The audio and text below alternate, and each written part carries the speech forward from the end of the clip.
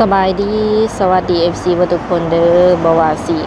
เป็น FC ฝั่งลาวฝั่งไทยหรือ FC อยู่ต่างประเทศเนาะการยินดีต้อนรับทุกคน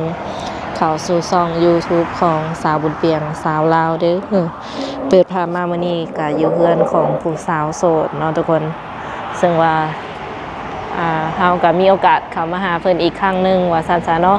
ซึ่งว่าสาวโสดคนนี้หลายคนก็คือสิจื้อแต่ว่าหลายคนก็คือสิลืมเนาะเพราะว่ามาสัมผัสเพิ่นนี่ก็โดนพอสมควรทุกคนอันนี้ก็เป็นเฮือนเป็นซานของเพิ่นบรรยากาศยามแลงทุกคนเลยตอนนี้ก็5 โมงปลายแล้วเด้อเฮือนเพิ่นก็ปลูกมันบ่หรือว่าแนวใดแหละบ่ฮู้ว่าเพิ่นเอามาแต่ไสเนาะแต่ว่าเห็นตากมันเต็มอยู่แต่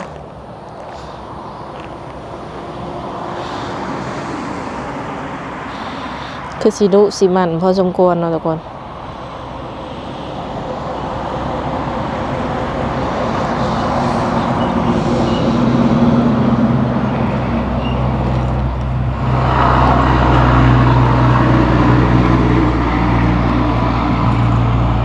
ถูกทางนั้นกับมันเต็มอยู่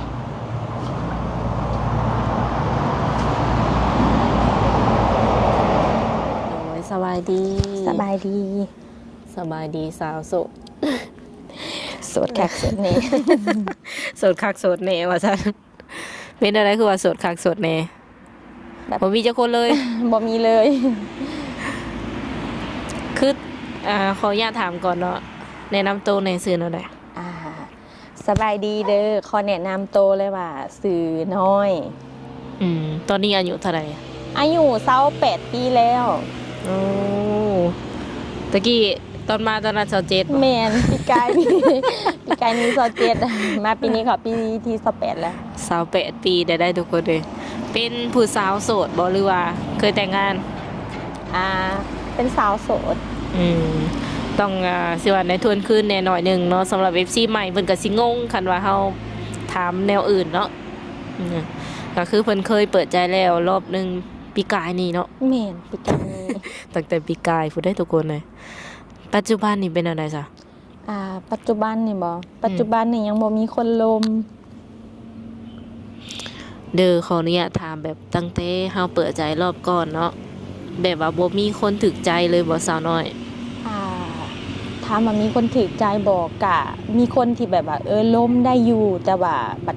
ลมไปลมมาแล้วแบบคือความหมายว่าแบบเขาอาจจะแบบบ่เข้าใจเฮาหลายกว่านะแบบว่าเฮากับเปิดใจลมแบบเฮากับอธิบายทุกอย่างเกี่ยวกับชีวิตการเป็นอยู่เรื่องเวียกเรื่องงานหยังกับแบบคือความหมายว่าเขาก็เข้าใจในส่วนหนึ่งแต่ว่ากะลมไปลมมาแล้วเขาก็เงียบไปเลยเขาจะเงียบใส่เองแม่ตอนลมกันนี่ได้ประมาณจากเดือนลมกันบอกก็ได้ประมาณ 3-4 เดือนนี่แหละแต่กะบ่แม่นว่าลมแบบเป็นแฟนเป็นหยังดอกแต่กะลมแบบในคนหูจักซื่อๆแต่ว่ายังบ่ได้คบบ่ได้หยังปัจจุบันนี้เฮ็ดเวียกเฮ็ดงานหยังซะปัจจุบันนี้เฮ็ดเวียกอยู่ห้านขายโทรศัพท์คือเก่าโอ้โหโดยยังอยู่บ่งเก่าแม่นบ่แม่ก็ได้ข้ามไปแบบไปเล่นไปเที่ยวอยู่ฝั่งไทยอยู่บ่ยังบ่ได้ไปเลยโดยมีคนแบบกระเจ้าขามมาหาอยู่บ่ยังบ่มีบ่เคยมีไผขามมาหาตั้งแต่เปิดใจมาโดยขออนุญาตถามแบบทางสาวน้อยมีไอ้น้องกันจักคนมีไอ้น้อง6 คนแต่ปัจจุบันนี้อยู่เฮือนนำกันมีแต่3 คนแล้วก็มีเอ้ยคนนึงแล้วก็มีอ้ายคนนึงแล้วก็มีน้องเองพ่อแม่เด้อค่ะพ่อแม่เพิ่นจะอยู่นาเพิ่นจะบ่ได้เข้ามาอยู่บ้านเพราะว่าเฮ็ดสวนปลูกผักปลูกเลี้ยงไก่เลี้ยงงัวอยู่นาเพิ่นมักอยู่แบบสงบบ่แม่นเพิ่นมักใช้ชีวิตแบบอยู่กับธรรมชาติหลายกว่าทางเฮือนอันนี้นี่เป็นเฮือนแบบเฮือนกกเฮือนเข้าบ่แม่นเป็นเฮือนกกเฮือนเข้าเลย แบบเป็นเฮือนของเจ้าเองก็มีบ่ เป็น เป็นเฮือนของข่อยเองยังบ่มี อ๋อ โดยตั้งแต่แบบว่าเฮาหาเงินเก็บเงินมานี่แบบมีอีหยังแน่แล้วบ่ที่ว่าเป็นของเจ้าเอง โอ้ตั้งแต่หาเงินมา สร้างเองมานี่ คือความหมายเป้าหมายน่ะมีแบบมีความฝันอยากได้อยากสร้างแต่ว่าคือปัจจุบันนี้ยังบ่ทันมีหยังเพราะว่าอายุก็ส่ำนี้แล้วก็อยากเปิดใจหาคนที่แบบพร้อมสร้างสาไปนำกัน โอ้คือความหมายนี่เจ้าพร้อมสร้างครอบครัวแล้วตอนนี้ แม่น เออคันว่ามีคนที่แบบว่าเพิ่นรับในสิ่งที่เฮาเป็นได้เฮารับในสิ่งที่เพิ่นเป็นได้กับพร้อมสละโสดบ่ แม่น โอ้ สำหรับหนุ่มๆคนไหนที่ว่าอยากได้แบบภรรยาก็คือพอดีเลยเนาะทุกคนและทางเจ้านี่เป็นลูกคนที่เท่าไหร่นี่ เป็นลูกคนที่หา สุดท้อง แม่น เป็นลูกสาวหลาได้ทุกคนเลยเจ้าสิไปอยู่น้ำเพิ่นได้บ่ อยู่ได้ แต่ว่าคือความหมาย ว่าน้องเป็นคนลาวเนาะคันถาว่าได้แฟนต่างประเทศบ่หรือว่าคนไทยคนอีหยังก็อย่าประเทศใดก็อย่าคันถาว่าตกลงแบบเป็นแฟนหรือว่าคบหากันคันถาว่าเปิดใจคบหากันแล้วถ้ามาเฮาไปอยู่นำได้บ่เฮาก็ไปอยู่ได้ แต่ว่าคันให้เฮาอยู่นำเลยบ่แต่ว่าเฮาก็อยู่แบบถาวรบ่ได้เฮาก็ต้องแบบก็เที่ยวมาหาแม่แน่แล้วก็เที่ยวมาบ้านแน่แต่คันถาว่าไปอยู่เลยอะนะเฮากับแบบคือความหมายว่าเฮาก็เป็นคนลาวอีกอย่างเฮาก็มีพ่อมีแม่อยู่พี่นะเฮาก็อยากสร้างพื้นฐานอยู่พี่แน่แล้วก็ไปอยู่น้ำเพิ่นแน่แบบนั้นได้ โอ้บางเทื่อก็อยากมาเยี่ยมบ้านแน่ แม่น เที่ยวไปเที่ยวมา แม่นแบบอยากเที่ยวไปเที่ยวมา หากคิดว่าจะอยู่ฝั่งลาวหรือฝั่งไทยเป็นหลัก คันถาว่ามีเวียกอยู่ไทยฮัดอยู่ไทยเป็นหลักเลยก็ได้แต่ว่าก็ต้องได้เที่ยวมาบ้าน เที่ยวมาเยี่ยมมาเล่น เที่ยวมาเยี่ยมมาหลินเพราะว่าพ่อแม่ก็อยู่พี่ สำหรับคนที่ว่าเพิ่นอยากให้ไปอยู่พุ่นเลยได้ซะ สำหรับคนที่หายไปอยู่พุ่นเลย คือความหมายว่าน้องกะตัวนี้น้องกะแบบจะไปอยู่พุ่นเลยบ่ได้ เพราะว่าพื้นฐานพ่อแม่อยู่พี่แล้วก็เฮาก็ใหญ่มานำเพิ่นแล้วก็เพิ่นก็เลี้ยงเฮามาเฮาก็อยากอยู่นำเพิ่นแน่แล้วก็อยากอยู่พุ่นแน่เพราะว่าก็อยากเบิ่งเพิ่นแน่เพราะว่าเพิ่นก็อายุหลายแล้วก็คือแบบว่าเที่ยวไปเที่ยวมามันก็ใกล้เด้เนาะสมมุติว่าฝั่งไทยแม่นก็บ่ได้ใกล้ คันว่าให้ไปอยู่พุ่นเลยแบบบ่ให้เฮามาเลยมันก็เป็นไปบ่ได้ คิดฮอดพ่อคิดฮอดแม่ แม่น คือแบบอาชีพนอกจากเฮ็ดไร่เฮ็ดนาแล้วมีอย่างอื่นอีกบ่แบบเฒ่าพ่อกับเฒ่าแม่นี่นะ ทำพ่อทำแม่นอกจากเฮ็ดนาแล้วเพิ่นก็มีแต่เลี้ยงงัวกับเฮ็ดสวนมันเบิดเท่านั้นมันก็บ่ได้เฮ็ดหยัง บัดเจ้าเองนี่อาชีพเดียวเลยบ่ แม่นอาชีพเดียวเลย คือขายโทรศัพท์ แม่น เดือนหนึ่งนี้ได้ประมาณเท่าใด เงินเดือนบ่ แม่น เงินเดือนหนึ่งก็ได้ประมาณ5 ล้านปลาย พอได้เก็บอยู่บ่ ถามว่าบ่ได้เก็บบ่มีแต่หาใส่แบบเดือนหมุนเดือนเลย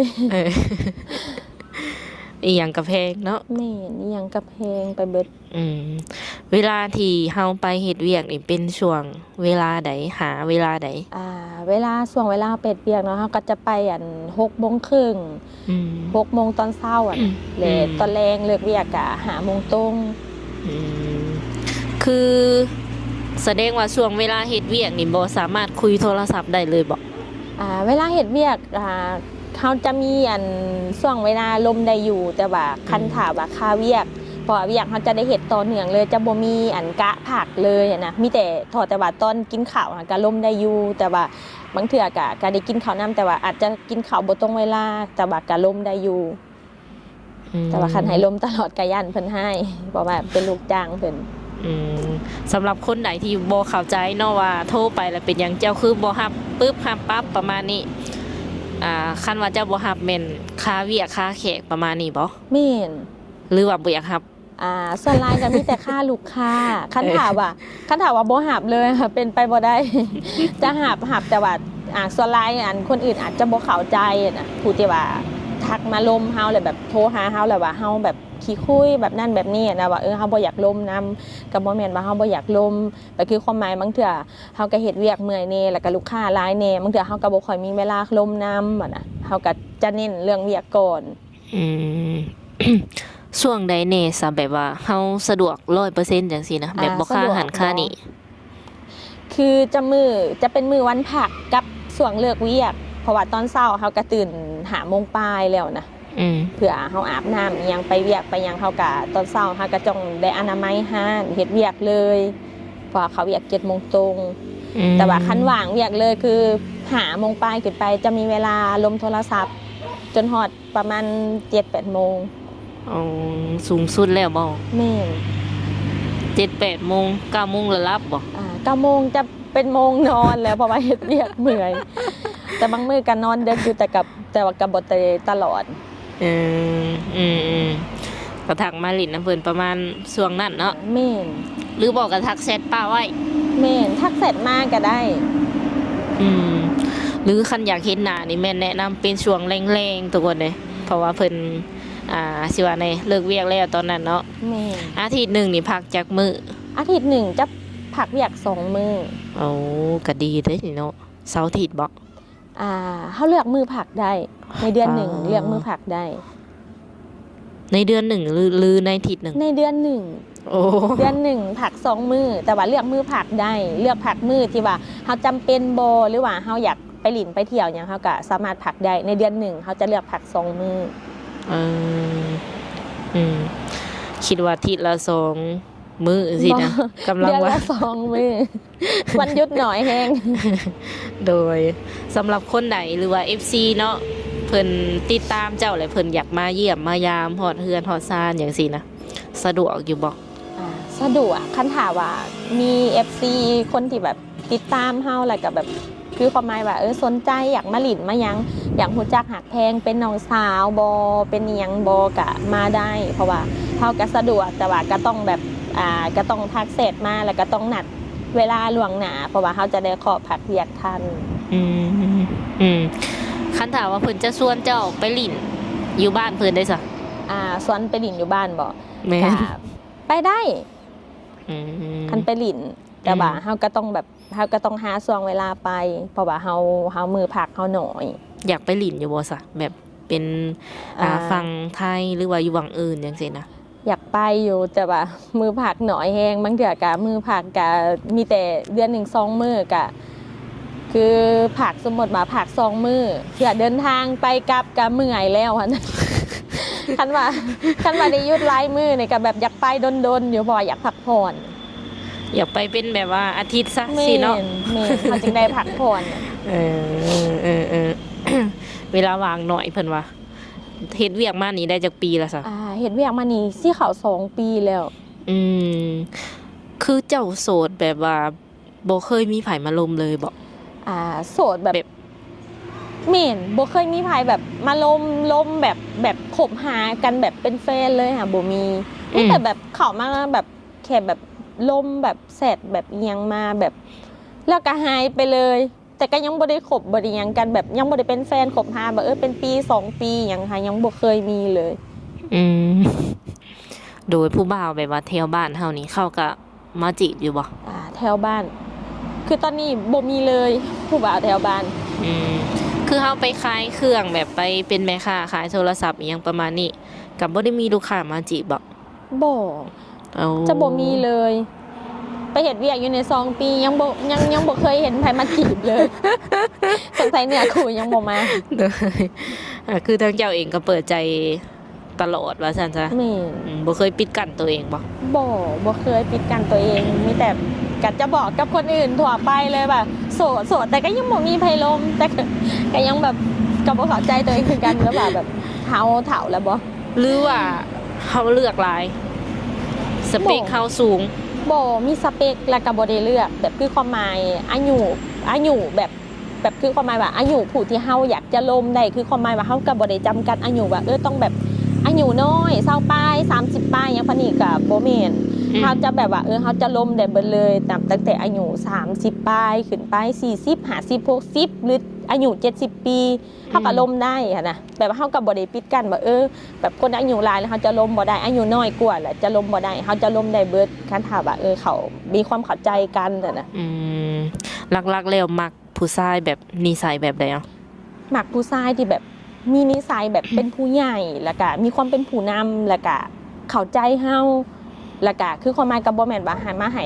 เข้าใจเฮาฝ่ายเดียวดอกแต่คือความหมายว่าก็อยากแบบอยากให้เปิดกว้างในความคิดแน่จะบ่มักแบบผู้ชายแบบที่แบบว่าอีหยังหน่อยหนึงก็แบบน้อยใจแบบเครียดแบบอีหยังนะเฮาจะมักแบบนิสัยเป็นผู้ใหญ่หลายกว่า อืมประมาณนั้นเนาะหักแบบว่าบางครั้งเพิ่นอาจจะไปหลินไปเที่ยวแน่กินเหล้ากินเบียร์น้ำหมูน้ำหยังจังซี่นะอนุญาตอยู่บ่ อนุญาต ให้ไปได้ ให้ไปได้ อืมเป็นพอห้างพอหมาย บางคนมีลูกติดทางเจ้าสิรับเพิ่นได้บ่ซะ ได้พอห้างพอหมายโสดแต่ว่ามีลูกติดเฮาก็ล้มได้เพราะว่ามันก็ขึ้นกับเฮา2 คนน่ะนะ บ่ติเนาะที่ว่าเพิ่นมีลูกมานำ แม่น เพราะว่าทางสาวน้อยเองเพิ่นก็บ่เคยแต่งงานคันเรื่องลูกนี่ก็ต้องถามเพิ่นก่อนประมาณนี้หากแต่ก็ทรงสิรับได้อยู่ หับได้เพราะว่าคือความหมายมันเป็นเรื่องอดีตไปแล้วเฮาก็เข้าใจ คือเฮาเลิกเวียกมาประมาณนี้นี่เฮาเฮ็ดหยังแหน่แบบ เลือกเวียกมาบ่ต้นแรงเฮาก็จะออกกำลังกายแล้วก็มีแต่ซักเครื่องแล้วก็เมียนห้องเมียนเฮือนนี่แหละ งานอดิเรกหรือว่าสิ่งที่เฮามักเวลาพักเนาะคือมักเฮ็ดหยังนอกจากออกกำลังกาย นอกจากออกกำลังกายบ่เฮาจะมักไปเบิ่งกีฬา แบบไปหลินเทคหลินบาร์ปาตรงปาร์ตี้บ่ไปบ่ บ่ได้ไปบ่มักไปเลย ไปเด็กไปบาร์ไปปาร์ตี้บ่มักไปเลย คันไปนั่งแบบหารอาหารกินข้าวกินหยังธรรมดาเคยไปอยู่ แต่ว่าคันไปเทคไปบาร์หยังแล้ว บ่เคยไป เป็นอะไรมัน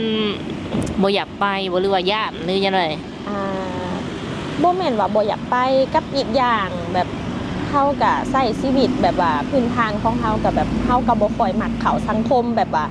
แบบไปปาตรงปาร์ตี้ไปหลินไปเทคไปบ้าอย่างนั้นนะมีแต่แบบอีกอย่างอายุเฮาก็หลายเลยแบบเฮ็ดเวียกเฮ็ดหยังมามันก็เมื่อยแล้วมีแต่คิดว่าอยากพักผ่อนแล้วก็แบบอยากตั้งใจ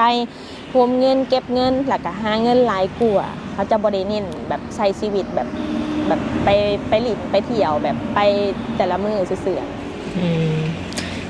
แสดงว่าแบบความคิดเพิ่นมันก็ถึงขั้นแบบอยู่ในขั้นตอนที่ว่าเพิ่นอยากมีอยากสร้างแล้วตอนนี้เนาะบ่ยังแบบบ่อยากหลินอยากหยังประมาณนี้ แม่ หลินอยู่แต่ว่าสำห้อง แม่ คือหาเงินนี่ต้องมาก่อน แม่เขาจะเน้นหาเงิน โดยคันว่ามีแบบว่าคนที่เพิ่นแบบพร้อมจริงจังกับเจ้าเนาะ เพิ่นสามารถแบบมาแต่งมาขอเอาได้เลยบ่ ได้แต่ว่าพื้นฐานก็ต้องแบบเฮาก็ต้องแบบร่วมกันขันต่ำกับประมาณเกือบปีโบหรือว่าบ่ฮอดปีก็ได้ แต่ว่าคันถามว่าจริงใจต่อกันเนาะก็สามารถแบบมาสู่ขอมาแต่งได้ตามฮิตของประเพณีลาวเพราะว่าเฮาก็เปิดใจเพราะว่าเฮาโสดเต็มร้อยเลยเด้เฮาก็บ่ได้ลงกับไผช่องทางติดต่อยังคือเก่าบ่ ช่องทางติดต่อยังคือเก่าทั้ง Facebook กับ LINE หรือว่า WeChat ส่วน LINE นี่จะเล่นหยังเป็นหลัก จะหลิน LINE กับ Facebook สมมุติว่ามี FC ขอเลยสะดวกแจกทั้ง2อย่างบ่ สะดวกแจกทั้งสองเลย เป็นเฟซและ LINE แม่ โดย สามารถทักมาเอาได้เนาะทุกคนตอนนี้ก็โสดสนิทว่าซั่นเนาะบ่มีคนคุยเลย คุยแรกๆก็ดีอยู่เนาะ แม่ แบบเฮากับบ่ได้ให้บ่ได้หยังเพิ่นบ่ กับบ่ได้ให้บ่ได้หยังเลย เคยมีบ่แบบว่าหนุ่มๆเพิ่นเฮ็ดให้แบบรำคาญใจจังซี่นะ ก็มีอยู่บางคนก็แบบคือความหมายทักมาแบบอยากมาคุยมาหยังกับเฮาแต่แบบคือความหมายว่าเขาก็ถามหลายอย่างเกี่ยวกับเฮาแล้วเฮาก็อธิบายไปแล้วเฮาก็แบบมันบ่มีคนเข้าใจเฮานะแต่ว่าคือความหมายเขาก็มาถามเฮาคืนว่าเป็นหยังคือบ่เข้าใจกันแบบคือความหมายว่าคันถ้าเขาเข้าใจเขาคือสิมาถามเฮาคืนว่าเป็นหยังเขาคือบ่เข้าใจเขาบางอย่างก็เจ็บหัวบางอย่างก็จนแบบรู้สึกว่ารำคาญนะรำคาญแบบ จักแบบใดรำคาญแบบว่าเฮาบ่จักแนวสิอธิบายเฮากับเพียงจะบอกว่าเขาบ่เข้าใจเฮาแบบคือความหมายส่วนหลายเขากระทำแบบเป็นหยังคือโสดเป็นหยังคือบ่มีแฟนเฮาก็ว่าส่วนหลายคนที่มาลมเฮาน่ะเขาบ่เข้าใจในความเป็นเฮาน่ะ อ่า แล้วเขาก็ถามว่าเป็นหยังคือบ่เข้าใจ ก็เลยถามเขาคืนไปว่าขนาดเราถามเราเป็นผู้ถามเรายังบ่เข้าใจเฮานะเขาก็เลยถามเราคืนมาขนาดเจ้ายังบ่เข้าใจ อันนั้นเป็นแบบสาเหตุแบบว่าลักๆที่เฮ็ดให้แบบคบกันบ่โดน แม่นแบบเสร็จมาเขาก็ถามแบบคือบ่มีแฟนจังซั่นจังซี่คือโสดล้มหลายคนบ่จังซั่นจังซี่ แม่น ก็คือความหมายเขาก็อธิบายไปว่าเขาบ่ได้ล้มหลายคนแล้วก็กับอีกอย่างเขาก็แบบเฮาก็ต้องการคนที่ว่าเข้าใจเฮาแบบบางเทื่อเฮาก็เฮ็ดเวียกกันหยังเฮาก็บ่ค่อยมีเวลาแบบล้มกัน24ชั่วโมงอะนะแต่ว่าเฮาก็มีอยู่โมงแล้วล้มได้อยู่ตอนเฮ็ดเวียกเฮ็ดหยังก็ยามแบบอยากโทรหากันแบบว่างเรียกว่างหยังก็โทรหากันได้อยู่แต่ว่าบางเทื่อก็เขาอาจจะบ่เข้าใจเขาจะคิดแบบแบบเฮาขี้คุยเพราะเฮาบ่อยากล้มแบบเฮาเป็นแบบนั้นแบบนี้แบบนี้จะเข้าใจเขามีผู้บ่าวบ่อันนั้นอันนี้นะบางเทื่อเฮาเมื่อยบางเทื่อตะแลงมาดอกบางมื้อบางเทื่อก็เฮาก็ส่วนหลายเฮาก็บ่สบายแน่เป็นไข้เป็นหยังแน่นะเพิ่นก็บางเทื่อก็เสร็จมาในช่วงเวลานั้นเฮาก็บอกว่าเฮาอยากนอนเฮาอยากพักผ่อนเพิ่นก็บ่เข้าใจเลยเด้ เพิ่นก็ว่าเฮาบ่อยากคุยกับเพิ่นบ่อยากล้มกับเพิ่นแต่ก็ว่าเอาใส่สารพัดแนว ก็เลยแบบโอ้แบบคือความหมายมันสิหาคนเข้าใจเฮายากแล้ว จริงๆเฮาก็อยากนอนอีหลี แม่ก็แบบมากอะอาบน้ำกินข้าวบางเถื่อก็อยากนอนแบบบางเถื่อก็บ่ได้ลิดเลยโทรศัพท์ แต่ว่าเพิ่นก็เว้าแซวหลายอย่าง เออบางคนก็ระแวงเกินไปอะไรเนาะ แม่น ระแวง บาง ที่ เถื่อก็จักบ่จักแนวสิว่า ที่โสดก็โสดยังบ่มีใครเข้าใจเนี่ย เนอะ มีแต่เฮาเข้าใจตัวเอง ก็เคยแบบวิดีโอคอลหากันอยู่บ่ล่ะ ก็เคยมีอยู่คนที่แบบทักมาลมเฮาน่ะก็เคยแบบโทรมาวิดีโอคอลหาอีหยังอะก็เคยอยู่แต่ว่าบางเทื่อคันในส่วนเฮาบ่ว่างบางเทื่อมันโทรมาเพิ่นก็เฮ็ดแบบงุดหงิดแบบคือรำคาญอีหยังเฮาจักอย่างที่แบบเฮาบ่อยากคุยบ่อยากลมน้ำเบิ่นน่ะนะบางเทื่อเฮาค่าก็คือว่าค่าเนี่ยเฮาจะเป็นคนแบบว่าเฮาจะมักส่วนไรให้บ่จะแบบมักนิสัยแบบผู้ใหญ่เพราะว่าเฮาอยากให้เขาเข้าใจเฮาแน่ว่าบางเทื่อคันว่างก็คือเฮาลมน้ำได้คันบ่ว่างก็คือเฮาบ่ได้ลมกับเฮาบ่สบายกับเฮานอนอีหยังแบบนี้นะส่วนหลายเพิ่นก็บ่ค่อยเข้าใจมีแต่ว่าเฮาแบบบ่อยากลมนำหั่นน่ะ แล้วเจ้าตัดปัญหาแบบใด มีแต่ตัดปัญหากะบางเทื่อก็บ่ตอบเสร็จแล้วกะมีแต่แบบว่าคันบ่อยากลมคันบ่เข้าใจแล้วเฮาก็แบบมีแต่ก็บ่ลมกัน บ่ได้บอกบ่ บ่ได้บอก มีแต่แบบว่าเฮ็ดเงียบไปเลย แม่นมีแต่เงียบไปเลย บ่ยอมบอกตรงๆอีกบ่ แบบคือความหมายเขาก็น่าจะเข้าใจนี่แหละเขาบ่เข้าใจเฮาเลยก็เลยว่าเฮาก็เลยเงียบไปเลยดีกว่า ก็ประมาณนั้นเนาะทุกคนแล้วก็คือสำหรับคนที่สิเข้ามาใหม่นี่ทั้งสาวน้อยมีหยังอยากฝากถึงแบบเพิ่นบ่ สำหรับผู้ที่สิเข้ามาใหม่เนาะผู้ที่ว่าอยากมาลมมาคุยกับสาวน้อยก็อยากให้แบบเปิดใจมาแบบเต็มร้อยแล้วก็อยากให้แบบมีความจริงจังและก็จริงใจแน่เพราะว่าอีกอย่างสาวน้อยก็โสดโดนแล้วเปิดใจนี่ก็เป็นรอบที่2แล้วอะนะอีกอย่างก็อยากขอคนที่แบบมีความเข้าใจเฮาแน่แล้วก็คือความหมายว่าเฮาก็อยากได้ผู้ที่แบบแบบเข้าใจเฮารักๆแล้วก็มีความแบบอ่อนน้อมถ่อมตัวในคำเว้าคำว่าเนี่ยนะส่วนหลายก็มีแต่แบบอยากเว้าแบบเสียงแข็งเสียงหยังเนี่ยนะแบบบางทีก็ตกใจ โดยคิดว่าเพิ่นหายบ่ แม่บางทีก็คิดว่าเพิ่นให้ โดยลักๆแล้วจะเป็นคนแบบใดสักค่อยลืมถาม ลักๆเราเป็นคนแบบว่านิสัยที่แบบว่าคันถาว่าได้ฮู้จักแบบดนๆเนาะสนอยจะเป็นคนแบบว่าเป็นคนหมักว่าวหมักลมหมักถามแต่จะเป็นคนแบบอารมณ์ดีตลอดแต่จะบ่มีแบบเรื่องซีเรียสหยังเลยคันถาว่าเปิดใจลมกันแท้นะ ประมาณนั้นเนาะ สาวน้อยสูงเท่าไหร่นี่ สูงเมตร59น้ำหนักอยู่ที่เท่าไหร่ น้ำหนักตอนนี้แม่น58โอเคและสำหรับคนที่สิเข้ามานี่บ่ได้จำกัดเนาะว่าจะเตี้ยกว่าหรือสูงกว่า แม่นจะบ่ได้จำกัดเลย อ๋อ น้ำหนักส่วนสูงและก็หน้าตาจะแบบบ่แม่นประเด็นเลย อีหลีบ่ อีหลี ขอแต่แบบใจเลยมีแต่แบบใจเอาใจมาแบบมาแลกเลย โดยโอเคเนาะสุดท้ายนี้ก็บ่มีหยังหลายเนาะเฮาก็สิขอโอลมกับเพิ่นประมาณนี้ก่อนแล้วก็สิเป็นตัวแทนมอบเงินให้เพิ่นไว้เติมบัตรเติมเบอร์100,000กีบเนาะอ่าเอาเงินก่อนทุกคนเลย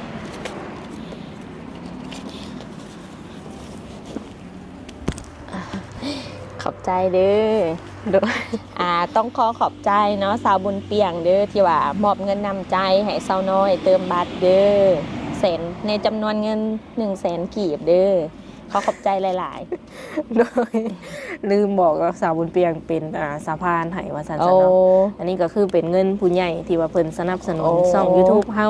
โด อยู่ ย ทางอเมริกาพุ่นแหละ โดยขอบใจเด้อที่สาวเปียงเป็นอัน